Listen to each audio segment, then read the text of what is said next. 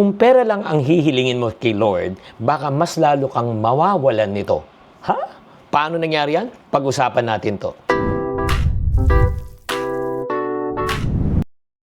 Chinky Tan, with over 6 million Facebook followers, 2.8 million YouTube subscribers, and 2.4 million TikTok fans, is now all out to share with you the most practical, simplest path to lasting wealth. Hi there, this is Chikitan, your pambansang wealth coach. Alam mo, marami po sa atin talagang nagdarasal ng mataimtim, Lord, bigyan mo naman po ako ng pera. Pero alam mo ba? Number one thing that you need to pray for is not money, but pray for open doors. Why? Because God opened doors. Trabaho, negosyo, o bagong ideas. Money is a result. Pag pray mo, nabigyan ka ng opportunity, buksan ng pintuan. Pag binigyan ka ng opportunity na magkatrabaho, magkanegosyo, magkaroon ng magandang idea, alam mo, ang pera, darating yan. Kasi kung pera lang inihingi mo, oras na maubos ang pera, ano kailangan mo? Hingi ka ulit ng pera. Pero pag ikaw, naghingi ka ng negosyo, trabaho, or ideas, hindi ka mauubusan ng pera. That's number one. Second thing that you need to pray for, don't pray for money. Why? Pray for strength. Ang buhay may trials yan. Rejections, failures. You can never live a storm-free life, but you and I can live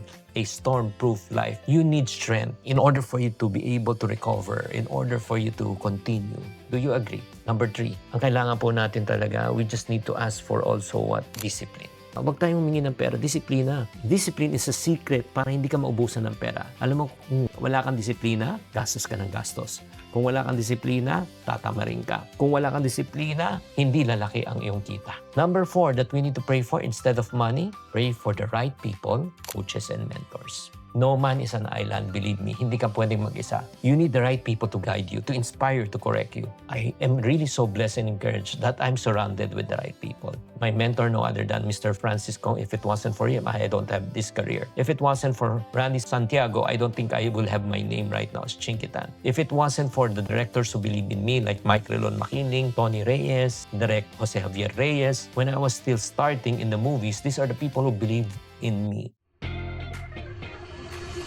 Ikaw ba yung nagtatrabaho pero ubos parati ang iyong sweldo? Well, sagot na kita. Alam mo, kung gusto mo turuan kita on how to start a side hustle, earn income during weekends and free time, and plan early for your future para ikaw makapag-retire. So if that is you, I'm gonna give a free webinar. Yes, this is absolutely for free.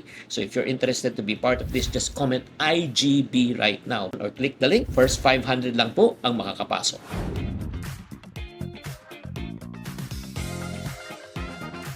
So I want to encourage you, surround yourself with mentors and coaches who wants the best for you and can help you. Number five that you need to pray for instead of money, pray for good health. Reality is this, kapatid. Aminin mo to. Anong silbi ng pera mo pag hindi mo ma-enjoy dahil mahina na ang katawan mo? Good health is true wealth. Agree or disagree? Type agree kung nag-agree kayo. Kaya ipag-pray mo kay Lord not only for money, but also for strength, energy. Kung may sakit ka, pray for healing. Number six na instead of money that you should pray for, ask for contentment. Contentment makes a poor man rich. Discontentment makes a rich man poor. Without contentment, kahit gaano kalaki ang pera mo, kahit magkaroon ka ng 40 sasakyan na may payong pang isa, wala, lungkot ka pa rin. Contentment brings peace, brings joy to a person. Pray for contentment. And yung sinabi ko yung pinaka-importante yung last, don't miss this. Ito yung talagang pwedeng magpayaman sa'yo. Instead of praying for money, you pray for wisdom.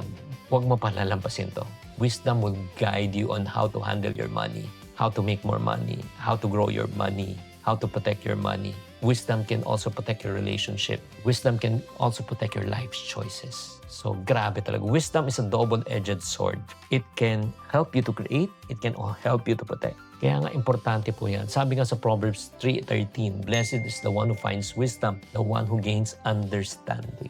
Ano itong mga pito na ito, mga kapatid? Pray for strength, pray for opportunities, pray for discipline, pray for the right people and mentors, pray for good health, pray for contentment, and last but not least, pray for wisdom. So among the seven, anong gusto mong ipag-pray kay Lord? Ngayon, anong na-realize mo rin? Pakitype po sa comment section. Ano yung pag-pray mo at anong na-realize mo? So mga kaipunaryo, next time when you kneel down and pray, don't just ask for money. Pray for all of these things. So if you like this session, please pakisulat lang kung ano nagustuhan mo, kung ano natutunan mo. And don't forget, alam nyo ba, karamihan po sa inyo, nanonood, Hindi nyo namamalayan, hindi pala kayo nakasubscribe. So please subscribe on this channel. Mga kapatid, sana man na-enlighten kayo, tatandaan, tamang karunungan, tamang disiplina, ang susi sa pagyaman.